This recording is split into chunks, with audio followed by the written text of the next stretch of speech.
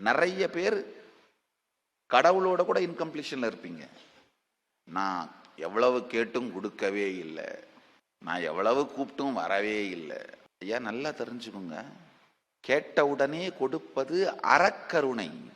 அது நமக்கு நல்லதில்லைன்னு கொடுக்காமல் இருப்பது மரக்கருணை. ரெண்டையும் நல்லா புரிஞ்சுக்கோங்க.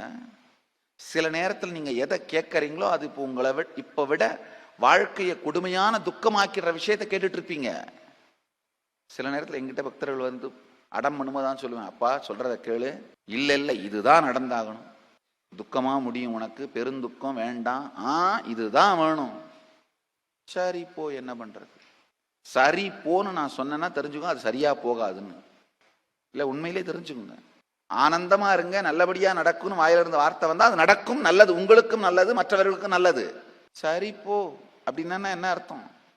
நடக்கும், அதான் அது உங்களுக்கோ அல்லது மற்றவர்களுக்கோ சுத்தி இருப்பவங்களுக்கோ நல்லதில்லை. கைலாசாவின் தீபாவளி கொண்டாட்டங்களில் இணையுங்கள். சேனலை சப்ஸ்கிரைப் செய்யுங்கள்.